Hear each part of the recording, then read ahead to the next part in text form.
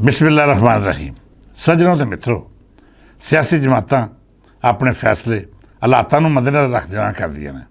बाज़ औकात इन्हां फैसलों में अकल ते दानिश घट ते अपने मुखालफ फरीक नाल मुखासमत ज़्यादा हुंदी है। इस दा नतीजा अक्सर मनफी निकलदा है।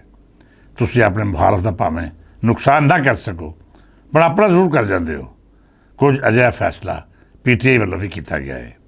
यह फैसला कौम परस्त सियासतदान ते पंजाब के खिलाफ हमेशा अपने बोझ का इजहार करने वाले महमूद खान चकजई नूं आपोजिशन बनाने का है। खान होने का ख्याल होगा कि एस्टैबलिशमेंट के खिलाफ गल करने वाला महमूद खान चकजई शायद मेरी तो एस्टैबलिशमेंट विचकार गलबात का हवाला बने। मैनू आख्या जाए कि तुम इस फैसले तो बाज रवो तो असीं तुहाड़ियां मंगां पूरीआं करने की कोशिश करते हैं। मुमकिन है ये कुछ लोगों की खाम ख्याली होवे ते अचकजई की नामजदगी का मकसद कुछ होर होवे। जो भी है फिलहाल तो यह गल सब तो बड़ा सच है कि तहरीक इंसाफ वालों एक अजिहा शख्स नूं आपोजिशन लीडर नामजद किया गया है जिन्हें कभी भी मुल्क की बासठ आबादी के हवाले नाल मुस्बत राय नहीं रखी। इस शख्स नूं जद भी मौका मिलिया इन्हें पंजाब ते पंजाबियों के खिलाफ अजिही ज़हरीली गुफ्तगू की जिहदे नाल तारीख ते हकायक के शीशे में यह आप ही नंगा होया।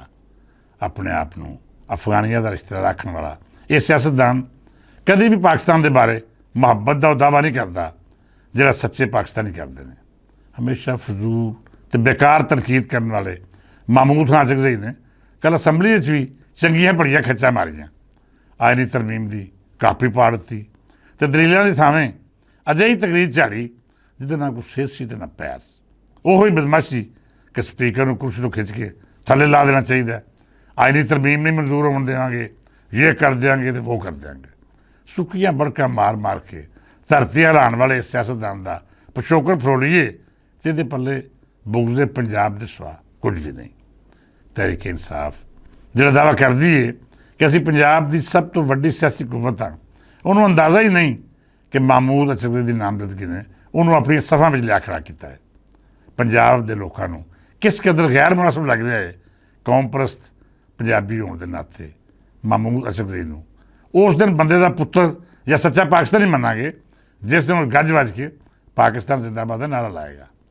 जिस दिन वो आखेगा कि मेरा देश पाकिस्तान है, ना कि पाकिस्तान में अतगर्दी को हवा देने वाला अफगानिस्तान। जिस दिन अचकजई पाकिस्तानी के मोढ़े मोढ़ा ला के उन अतगर्दा की निंदा करेगा जिहड़े हिंदुस्तानी एजेंटी करदियां पाकिस्तान में कतलोगार का बाजार गर्म कर रहे हैं। बहरहाल गल हो रही सी महमूद अचकजई की। ये वो शख्स है जिन्हें लाहौर में खलो के पंजाबियों को मंदा बोलिया तो आख्या सी कि तुसी ते हमेशा मिलावट का साथ दिता है। उन्हें दावा किया कि असी पठाना तो अपनी औकात मुताबिक अंग्रेज़ों का मुकाबला किया पर हिंदुओं के सिखों के नाल नाल पंजाब में वसन वाले मुसलमानों भी अंग्रेज़ों का भरपूर साथ दिता ताकि वह अफगानिस्तान की धरती पर कब्जा कर ले। बल्ले वे शेरा वो आखते ना कि बंदे नूं अकल ना होवे तो मौजा ही मौजा। महमूद अचकजई ने अपनी इस तकरीर में तारीख का अजिहा पोस्टमार्टम किया जिन्हें हर बंदे हैरान कर छड्डिया। जिन्हें लोगों बरसे की तारीख पढ़ी सी या फिर अंग्रेज़ का हिंदुस्तान के कब्जे बारे माड़ा मोटा भी जानते सन, उन्होंने इस महमूद अचकजई उत्ते चंगी भली फिट लानत पाई।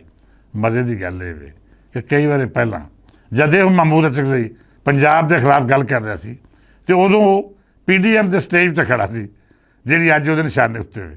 सज्जनों ते मित्रों, अज महमूद खान चकजई की तादी बदल गए हैं। वो मुखालफ वो ने जिहड़े कल वो एक स्टेज पर खलो के तकरीर कर रहे सन। महमूद अचकजई ने सब कुछ बदल लिया पर पंजाब नाल दुश्मनी तो इस धरती नाल मुखासमत हरगिज़ नहीं छड्डी। मैं उदों भी आख्या सी कि महमूद अचकजई जे तू बंदे का पुत्र है तो मेरे नाल किसी भी प्लेटफार्म उत्ते मुनाजरा कर लै। मैं तैनूं चंगी तरह समझावां कि पंजाब ने की कीता ते इस धरती के शेर जवाना आज़ादी की राह में कितनियां कुर्बानियां दित्तियां। मैं महमूद अचकजई होरां नूं 22 खत लिखे, हर खत में दलीलां राहीं साबित किया कि पंजाबी हरगिज़ बुज़दिल नहीं। पंजाबी तो हर मैदान में अपनी अनख की हिफाजत करता होया कुर्बान होया या फिर उन्हें अपने दुश्मन की रूह कब्ज़ की। पंजाबी कभी मैदानों ने दसिया ना ही पंजाबी अफगाना वांगू मोशन कोश है।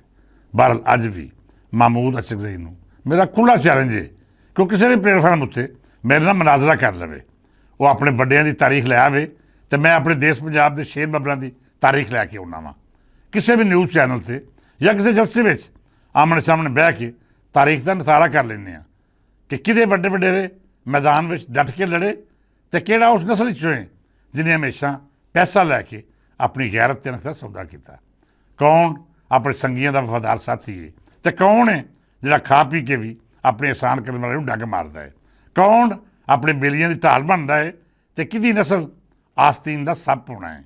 ਮਹਿਮੂਦ ਅਚਕਰੀ ਸਾਹਿਬ, ਜਿੱਥੇ ਆਖੋਗੇ ਆਵਾਂਗਾ, ਕਰਾਚੀ ਆਖ ਦਿਓ ਤਾਂ ਖਾਦਮ ਹਾਜ਼ਰ ਹੈ, ਕੋਇਟਾ, ਗਵਾਦਰ ਜਾਂ ਕਿਸੇ ਵੀ ਥਾਂ ਤੁਹਾਡੀ ਤੇ ਦਲੀਲਾਂ ਮੇਰੀਆਂ।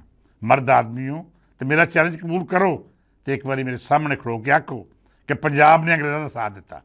ਮੈਂ ਤੁਹਾਨੂੰ ਸਾਬਤ ਕਰਾਂਗਾ ਕਿ ਮੇਰੇ ਪੰਜਾਬੀਆਂ ਨੇ ਸਭ ਤੋਂ ਤਗੜੀਆਂ ਸੱਟਾਂ ਅੰਗਰੇਜ਼ਾਂ ਨੂੰ ਮਾਰੀਆਂ। ਮੇਰੀਆਂ ਅੱਖਾਂ ਵਿੱਚ ਅੱਖਾਂ ਪਾ ਕੇ ਪੰਜਾਬ ਬਾਰੇ ਗੱਲ ਕਰੋ। ਮੈਂ ਤੁਹਾਨੂੰ ਦੱਸਾਂਗਾ ਕਿ ਮੇਰੀ ਧਰਤੀ ਦੇ ਬੱਚੇ ਨੇ ਕਿਵੇਂ ਜੰਗੇ ਆਜ਼ਾਦੀ ਲੜੀ। ਤੁਸੀਂ ਗੱਲ ਕਰੋ ਤੇ ਮੈਂ ਉਹਦਾ ਮੁੱਲ ਪਾਵਾਂਗਾ।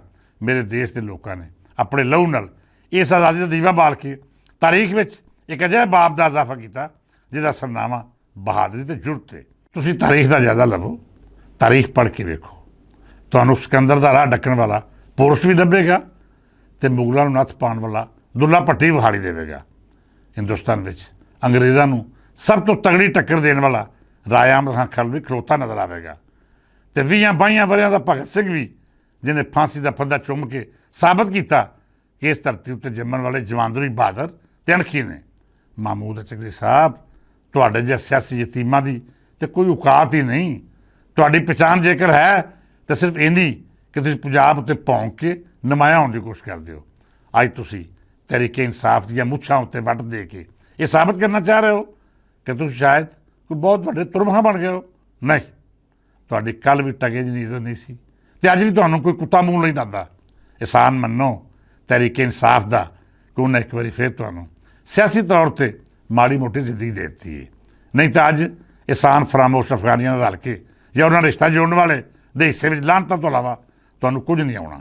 ਬਹਰਹਾਲ ਜੋ ਤੁਹਾਡੇ ਮੁਕੱਦਰ ਹੀ ਲਿਖਿਆ ਤੁਹਾਨੂੰ ਉਹੀ ਮਿਲਣਾ ਹੈ। ਮੈਂ ਬਸ ਇੰਨਾ ਆਖਾਂਗਾ ਕਿ ਆਇੰਦਾ ਮੇਰੇ ਪੰਜਾਬ ਦੇ ਖਿਲਾਫ ਬਿਲਕੁਲ ਬਕਵਾਸ ਨਾ ਕਰਨਾ। ਤੁਹਾਨੂੰ ਕੋਈ ਮੁਗਾਲਤਾ ਹੈ ਤੇ ਆਓ ਮੈਦਾਨ ਲਾ ਲਈਏ, ਕੁੱਲ ਜਹਾਨ ਦੇ ਸਾਹਮਣੇ ਮੁਨਾਜ਼ਰਾ ਕਰ ਲਈਏ ਤੇ ਇਸ ਗੱਲ ਦਾ ਫੈਸਲਾ ਕਰ ਲਈਏ ਕਿ ਕਿਹੜੀ ਕੌਮ ਦਲੇਰਾਂ ਦੀ ਤੇ ਕਿਹੜੇ ਆਪਣੀ ਗੈਰਤ ਤੇ ਅਣਖ ਦੇ ਸੁਦਾਗਰ। ਇਸ ਦੁਆ ਦੇ ਨਾਲ ਇਜਾਜ਼ਤ ਦਿਓ ਕਿ ਰੱਬ ਸੱਚਾ ਮੇਰੇ ਦੇਸ਼ ਪੰਜਾਬ ਨੂੰ ਆਪਣੀ ਹਿਫਜ਼ ਅਮਾਨ ਰੱਖੇ, ਇਹਦੇ ਨਾਲ ਹਸਦ ਕਰਨ ਵਾਲਿਆਂ ਨੂੰ ਨੇਕ ਹਦਾਇਤ ਦੇਵੇ ਤੇ ਇਹਦੇ ਖਿਲਾਫ ਬਕਵਾਸ ਕਰਨ ਵਾਲਿਆਂ ਨੂੰ ਇੰਨੀ ਅਕਲ ਤੇ ਸ਼ਊਰ ਅਤਾ ਕਰੇ ਕਿ ਉਹ ਕੋਈ ਵੀ ਗੱਲ ਕਰਨ ਤੋਂ ਪਹਿਲਾਂ ਕਮ ਅਜ਼ ਕਮ ਸ਼ੀਸ਼ੇ ਅੱਗੇ ਖਲੋ ਕੇ ਆਪਣਾ ਬੂਥਾ ਤੇ ਵੇਖ ਲੈਣ ਕਿ ਅਸੀਂ ਕੌਣ ਹਾਂ ਤੇ ਕਿਸ ਧਰਤੀ ਉੱਤੇ ਬਕਵਾਸ ਕਰਨ ਜਾ ਰਹੇ ਹਾਂ। ਜਿਉਂਦਾ ਰਹੇ ਪੰਜਾਬ, ਜਗ ਜਗ ਜੀਵੇ ਮੇਰਾ ਪਾਕਿਸਤਾਨ ਤੇ ਹੱਸਦੇ ਖੇਡਦੇ ਰਹਿਣ ਮੇਰੇ ਦੇਸ਼ ਦੇ ਵਸਣ ਵਾਲੇ। ਇਜਾਜ਼ਤ ਦਿਓ, ਰੱਬ ਰੱਖਾ।